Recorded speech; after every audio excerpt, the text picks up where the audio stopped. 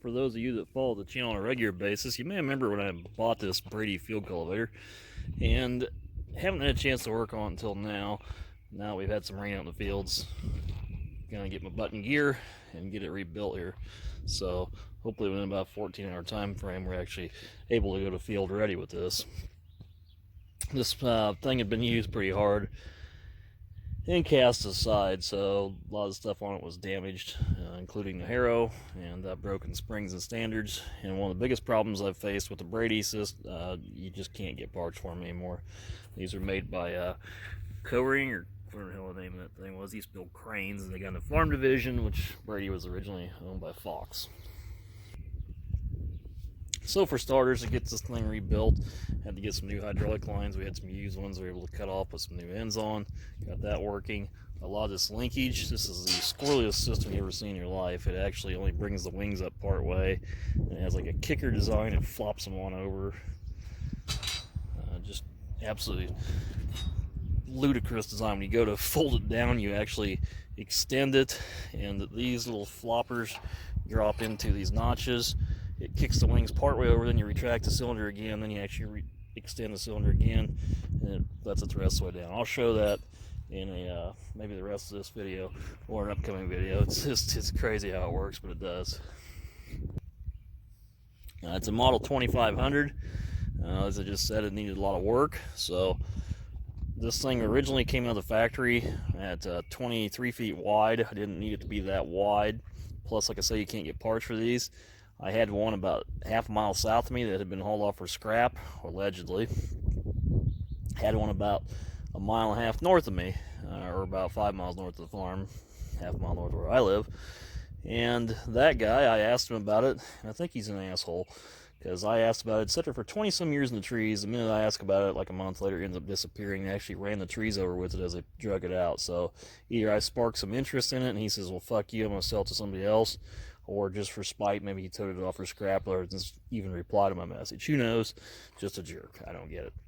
So I put a shotgun out there on Facebook, found a couple of them floating around. One was down by St. Joe, Missouri, which would be about 95 miles south of us. I didn't want to drive 90 miles on one sketchy picture. So until he gets me some more pictures, I don't know if I'll drive down there to get it or not. And the other one, the guy's waiting to get back to me. I may buy it yet. This is a 2500 model. The 3250s were the exact same machines, except they had drawbar, attach hitch. They all use the same frame. You can see the bolt-on 3-point. The 3250 had a bolt-on hitch. The wing pivot's there, and you could get this wing. You could get the wings where you can see those extensions there, bolt on out here and go out a little farther. Then they have individual shank extenders like that. And so you had different widths, same machine, or you could have like a 14-foot version, which was fixed, used those extensions there, which bolted onto here. And so you have multiple configurations, same frame. So I got looking at it and I said, well, okay, I can take the wings and narrow them up. That'll give me enough extra standards to replace the broken ones. And I don't need to be 23 feet wide, because the goal of this machine is to hang on your 3-points as ballast while you do dozer blade work in the front, smooth up ruts, things out in the field, and work around waterways, terrace ends, etc. And then you go ahead and maybe use this to smooth on up. It's 3-point mount, so it's hanging back there. It's basically just ballast as you're doing your dozer blade work. And then when you turn around, you actually have a smoother device. So it's a great machine. Ended up going ahead and taking the extensions off and making it 18 feet, I think it's 18 feet 3 inches to be exact, width, which would be obviously one of the configurations that came out with factory, which will be wide enough to be efficient out in the field, but not too wide that when you're just doing little spot odd jobs that you really need to have it any wider or narrower. Be about perfect width. And like I said, I had enough standards to make it work, and I think these things, as they got a little bigger, kind of tended to get a little more self-destructive too. So anyway, just a hint and error, we're good. So we're moving everything around, took the broken standards off, keep everything for parts, and got it narrowed up to the width we want it right now. Now we're going through and buying all new hardware, springs, fasteners, all sorts of stuff, and fixing up the busted up harrow. And considering how it looked when we started, doesn't look too bad. Everything's nice and straight, back in place. So hopefully once it dries out outside, we can put it into use. So stay tuned. Oh, and yes, we did get the blade mounted on the tractor, which looks quite nice. Fits perfect up underneath. Tilt and angle. Gotta get some new hoses. Yeah, looks good. I was even able to put the weight bracket back on. It could use a little paint. I don't think those weights had came out there in a long time. Anyway, looks good. And there's the planter we got all rebuilt. It's all put together, lined up, ready to go. Just needs some drier weather. There's a few of the parts of the planter laying in the bucket. There's that loader. Looks good. Got all of our hoses cut and sized right, so also looks good. And I got my Power Beyond adapter put in here in the rear. It's a spacer shim. Pressure returns. So now we just need some drier weather and we can get everything in action. I often get asked about how to get into farming, what kind of money is in farming, how to get started in farming. So I was going to do a little scenario here for you on paper. An average bag of seed corn is around $200. All bags of seed corn are about 80,000 kernel count. So if you figure you plant 32,000, that's going to do about 2.5 acres a bag. There are some corns down as cheap as $130 a bag, or maybe even $80 a bag for a conventional corn. I've seen it that low. And it could be as high as $290 a bag. So you figure $80 an acre for seed corn only. Nitrogen, your P, your K, depending what you're putting on, depending if you have manure, depending how many pounds you got, but you have to reach a certain yield expectancy. So you figure like nitrogen currently about at least $45 an acre. You got crop insurance, you got herbicides, you got herbicide applications, you got cost to harvest, cost to plant it. If there's any tillage work involved, additional fungicides. There's a lot of different variables that can go into that list. So for me personally, I've always been figuring, or at least lately, on the $300 to $380 range. Just average it out around $330 to $350. If you own the ground or happen to own the ground, you're going to pay your property tax, at least $20 an acre, at least locally it is. Or you're going to be like cash paying cash rent. If you could find something for $200 around here, anything probably it's rented for public knowledge is going to be $270, $280. Let's say you could get it rented for $200. Given this scenario right here, let's just figure 350 corn at 185 bushel acre expected, which would be just short of $650 profit. Well, you take about 350, and you take off your rent, and that's $550. So you end up with only $100. If you had 500 acres of land to get rented, that's $50,000.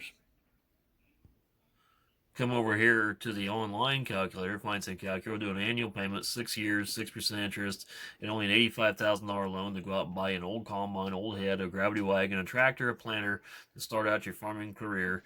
There's your payment per year. It's going to be about $17,300. If you work hard, you have no expenses, no repairs, you'd be lucky to squeak out a $30,000 a year income. So with a 500-acre farm, or anybody wanting to cash rent ground and get into a farm, it's obviously not possible because you go out and you buy an old 7,000 planter, you're going to be very lucky if the thing even operates. When it doesn't operate correctly or doesn't put it into its maximum potential, besides Miss Greensaver coming on there, you're not going to get your yield expectancy. So making an income farming or being able to even start farming with current commodity prices is probably going to be next to impossible. And you have to have quite a few acres to even make it work on a larger scale. An established operation with paid for equipment is the only one making money right now. Another scenario would be buying land. So let's just go to a simple payment calculator here. $500,000 would be about $5,000 an acre for a 100-acre farm. Maybe get it for 4% for a 20-year term. Pay it annually, there's going to be just short of $37,000 a year annually, minus your taxes. Simple math. $100 100 acres, $37,000 a year payment, that equals $370 an acre. So even at $5,000 an acre, there's absolutely no way possible to make land pay for itself right now, raising corn at current commodity rates. Obviously, I only gave one scenario. There's a lot of different types of agreements. There's different types of land out there, depending upon who you are, where you are. There's a lot of variables that go into it. So I only gave one as a general broad scope. Other places maybe higher, maybe lower, maybe buddy systems. Again, it's just too broad of a spectrum to break it down. You'd have to do a case-by-case individual point. I know some people that pay as little as $50 an acre for good land. I know others that pay over $300 currently. So even in our small southwest Iowa area, I can see a wide array of case rent payments being made. So again, widely variable as to who's going to make what for profit. I received a comment from Farmer Matt 629. Thank you, Matt, for the comment, and thank you for helping get the word out. I did check into the article or link that you sent me there, and it's about the soybean checkoff, which in my opinion is a complete joke. It may help a little bit, but more than anything, it just takes money out of our pocket. Our farm, personally, we haul our beans mainly to Bunge, which is a soy processor. I do not see how paying a soybean mandatory checkoff at all helps make bean meal when you know exactly where the beans are going to be going. And yes, you're completely right in your comment there. They're doing it in the springtime, so we don't pay attention to it. I'm sure a lot of you watch Wolf, one on the Farmer's Channel. He was talking about the Krone balers, the difference between a John Deere and a Krone the other day. We're working on our Krone baler here. I liked a lot of the points that he pointed out on the video, and when I bought this, I kind of thought the same thing, just from mechanical engineering side of it. But ours, we can tell up there, it says XC on it, which is a chopping model. Get my flashlight here, and the chopping models actually do have just one auger, and then they have the rotor. So it is a little simpler version. You can see the roller wing guard, and it's just much easier, simpler version, having all that stuff or crap up through there. We're getting our baler preps for the season. Found several things on it, like this roller here. I think it's just about on its way out. I have to replace that. And all these VFS rollers, they're shot. You can see there's quite a bit of play in them. But part of the deal buying the baler was to give us a few parts. There's your VFS roller right there. It goes in, locks down in the back. You can use a six-sided bit there to hold that in place and thread it in.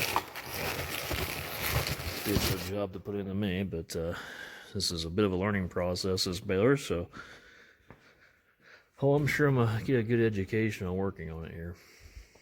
But anyway, doesn't look too bad. It's just, it's coming together. Anyway, lots going on around the farm, and lots of equipment, videos, and repairs being made. So stay tuned for a lot more content coming up.